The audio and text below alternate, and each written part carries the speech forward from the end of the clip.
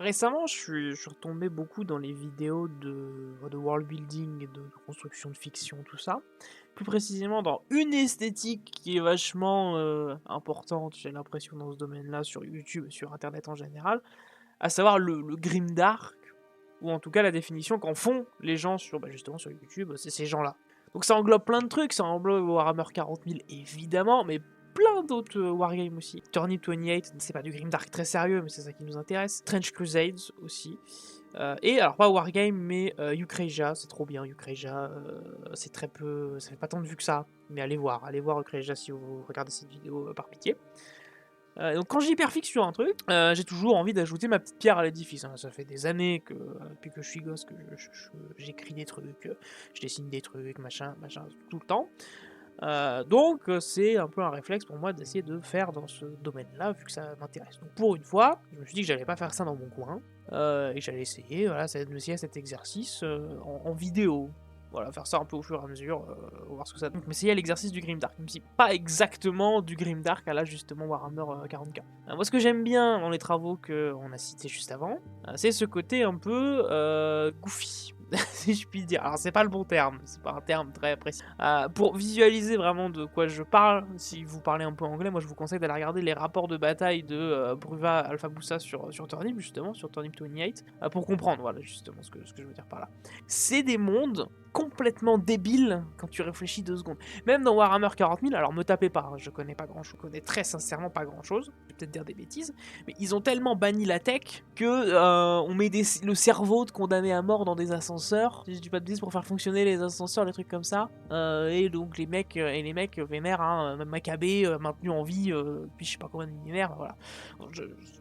Ma connaissance de Warhammer 40 000 elle est de surface, hein, vraiment, donc je dis des choses que je maîtrise pas.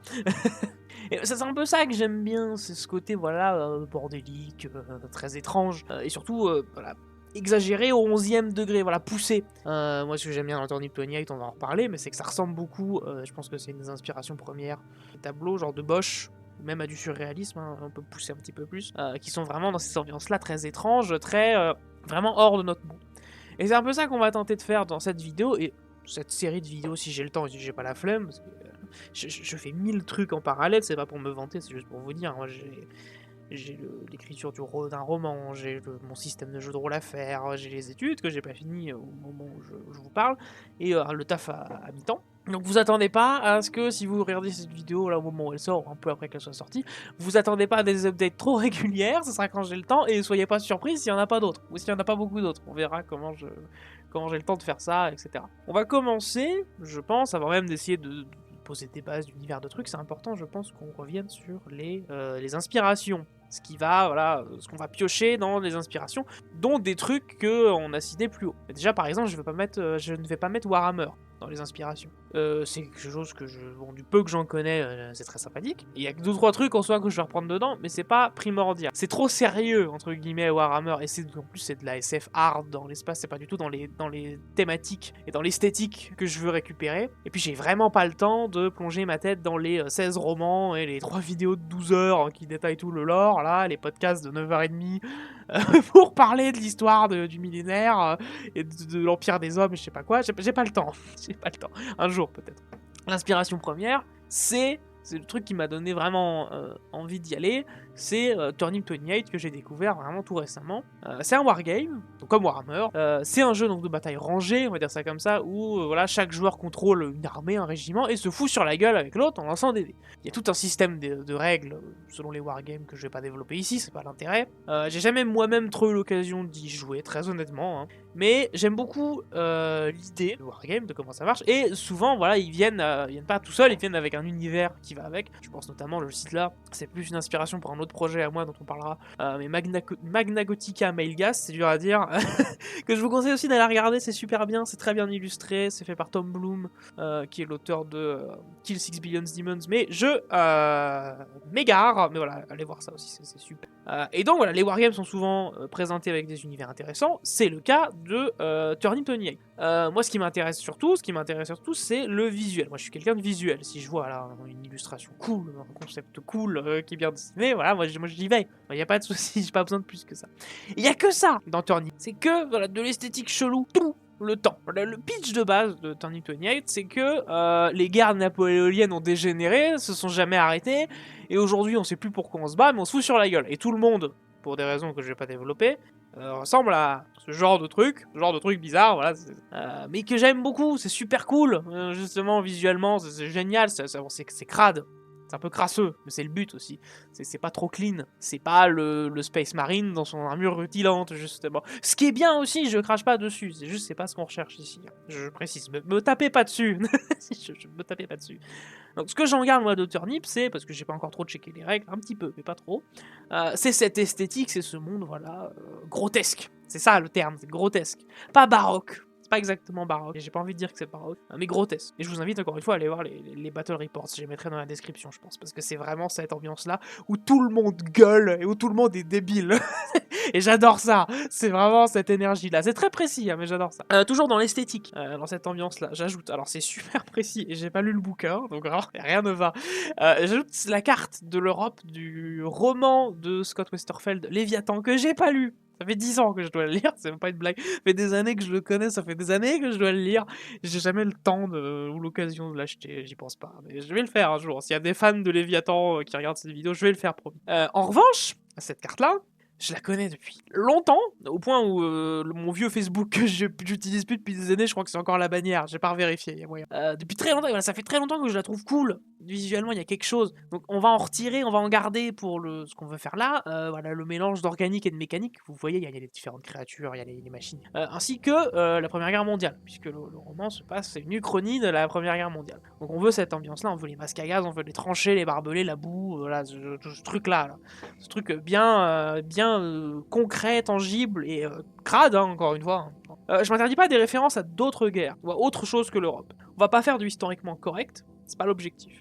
Ça veut pas dire que je vais pas me renseigner et que je vais pas faire attention à ce que je fais. Juste, le but, c'est que ce soit le chaos. Le but de ces univers-là, qu'on retrouve dans Turnip, qu'on retrouve dans Magna Gotica aussi, un petit peu, dont j'ai parlé tout à l'heure, etc., c'est qu'on peut avoir plein de trucs qui se mettent sur la tronche et que c'est un chaos ambiant et que c'est ça qui est cool.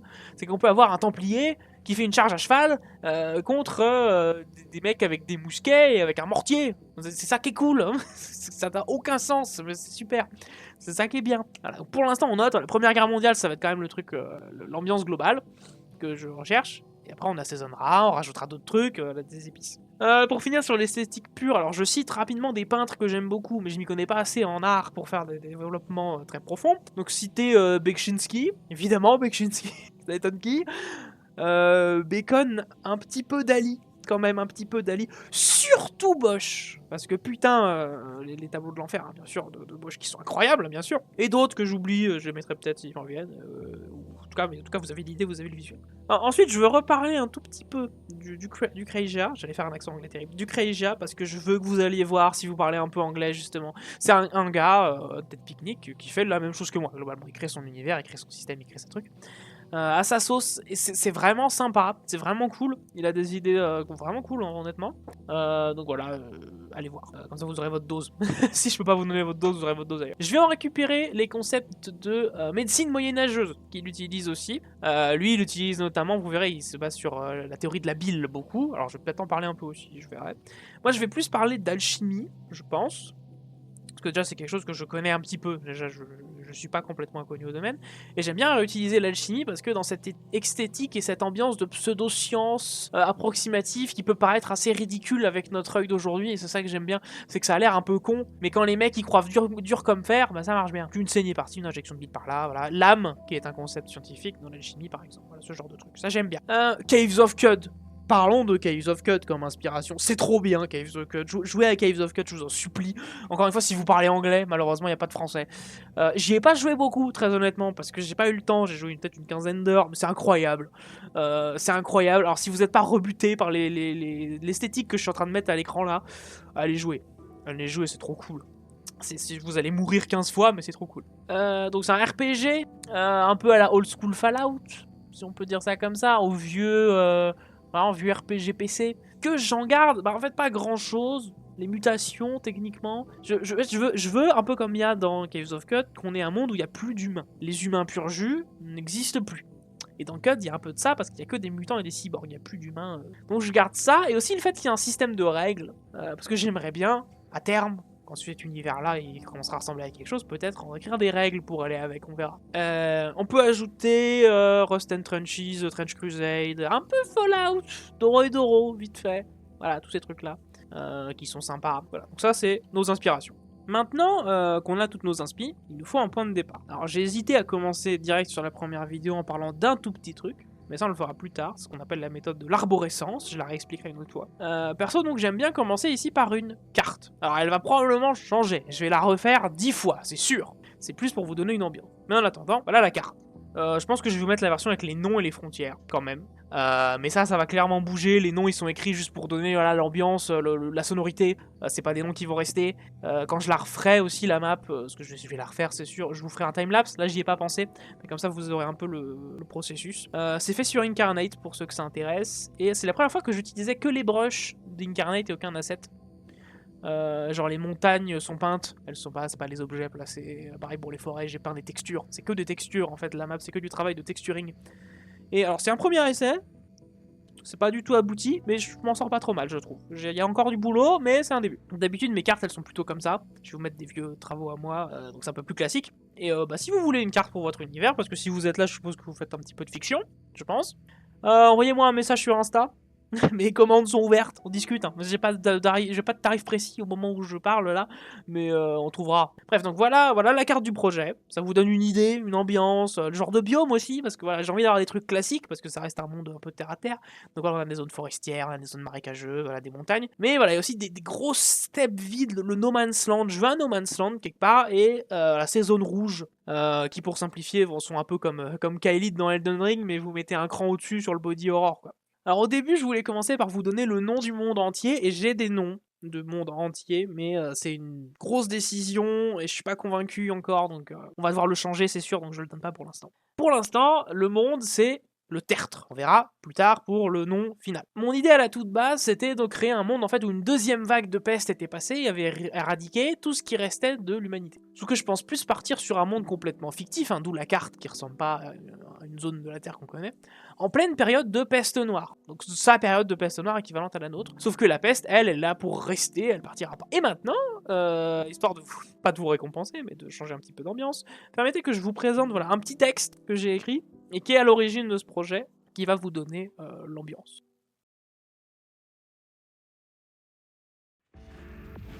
Les trompettes sonnèrent sur la colline de Borgernard, la vieille putrescente. Un régiment de Fermenach, les soldats du conglomérat de Ruchenholm, reconnaissables entre mille par les hauts bonnets noirs qu'ils portent tous, se montrèrent sur la butte de terre. Ils sont des centaines armés de mousquets, de pistolets et de grenades. Leurs uniformes sont salis par les pluies acides, la terre sanglante et les attaques de bêtes sauvages. Ils sont épuisés et confus. Pourquoi viennent-ils se battre ici, au milieu de cette brume porteuse de la peste? Ils sont dirigés par l'archi-lieutenant Marak Olrich, l'arracheur de glottes, reconnu pour ses prouesses à l'escarmouche de l'Édenté. Comme toujours, il monte son cheval aux yeux émeraudes, et de son vieux sabre troué, il désigne les ennemis de sa nation, en hurlant. De l'autre côté, les pieds dans la boue, les guerriers bien moins distingués de Krorvald sortent du brouillard. Ils portent des plaques de plomb et des grouins de cuivre. Leurs trombons sont chargés, et certains d'entre eux grognent avec nervosité, alors que la boue leur refroidit les sabots. Pourquoi sont-ils ici? Pourquoi se battre contre une bande de faibles tirailleurs de Ruchenholm? À leur front, hissé sur son vieux trône d'os, le roi sanglier Bogb, le goinfre rouge, le héros des luttes de la Fange d'il y a 20 ans. Cette bataille, aucun soldat ne connaît les raisons de son existence. Aucun tireur de Ruchenholm ne sait que Marak a insulté les porcins de Krauwald en mangeant un porc cru devant eux. Aucun barbare, au goin de cuivre, ne sait que Bogb a refusé d'épouser la 17e fille du grand chambellan de Ruchenholm, car il la trouvait trop odorante. Tous se battent, tous meurent, et personne, dans le charnier, ne sait pourquoi. C'est ainsi que fonctionne la vie au fond du tertre. Voilà.